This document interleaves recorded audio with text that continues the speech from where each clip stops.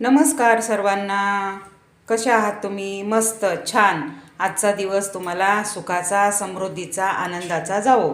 हे पहा, मी आज मसाले भात करणार आहे. नवरत्न कुर्मा करतो ना तसा नवरत्न मसाले भात. टोमॅटो, बटाटा, मिरची, कांदा, तांदूळ, मूग डाळ आणि थोडंसं शेंगदाणे. कांदा आणि बटाटा दोन्ही मी एकाच वेळेस टाकलेला आहे.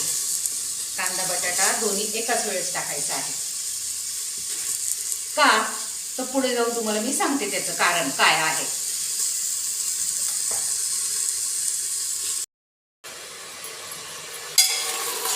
तेल टाकून घेतल्यानंतर कांदा आणि बटाटा असा खमंग होईपर्यंत आपल्याला परतायचा आहे. असा परतून घेतला ना त्याची टेस्ट खूप वेगळी येते. का तर कांदा आणि बटाट्याची एक वेगळी टेस्ट आहे ना, ती एकत्र छान खमंगपणा सुटतो, त्याचा वास सुटतो त्याचा. याच्याच बरोबर याच्यात मीठ टाकायचं आपल्याला. त्रिवेणी संगम, कांदा बटाटा आणि मीठ तेलामध्ये, मग त्याची एक वेगळी चव येते. हे पहा, आता हे कांदा बटाटा आणि मीठ मस्त खमंग मी असं परतून घेतलेलं आहे. त्याच्यानंतर टाकायचं आहे आपल्याला टोमॅटो आणि थोडी मिरची.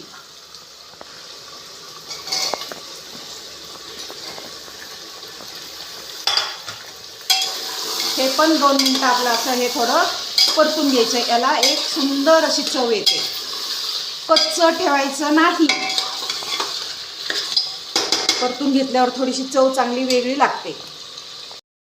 थोडीशी हळद. हा आहे गरम मसाला, मॅजिक मसाला. सगळी चव याच्यानेच येणार आहे.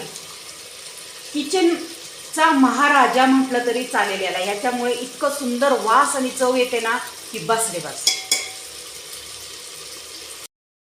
किती सुंदर कलर आलाय ना, बरोबर आहे की नाही?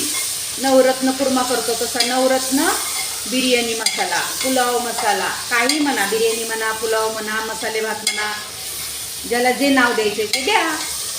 तुम्हाला कुठलं नाव आवडेल याला द्यायला ते सांगा. शेंगदाणे आणि थोडीशी मूग डाळ, हे सुद्धा थोडंसं परतून घ्यायचं.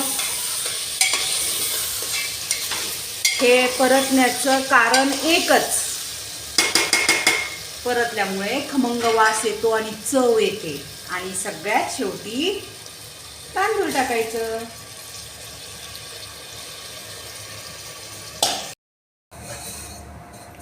हे असं पाणी टाकून हलवून घ्यायचं आणि कुकरला फक्त 2च शिट्ट्या घ्यायच्या. 2 शिट्ट्यामध्ये झटपट मसाले भात किंवा पुलाव तयार आहे, रेडी आहे खायला. मग या तुम्ही खायला. तुम्ही स्वतः बनवून पहा कसं वाटतं तुम्हाला. पण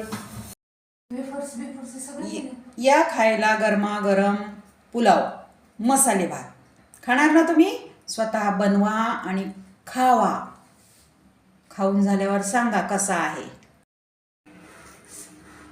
कोबीची सुक्की भाजी, मेथीची सुक्की भाजी, मटार बटाटा सुक्की भाजी आणि पुलाव.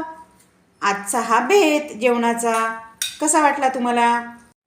व्हिडिओ आवडल्यास लाईक, शेअर, सबस्क्राईब करा. धन्यवाद सर्वांना.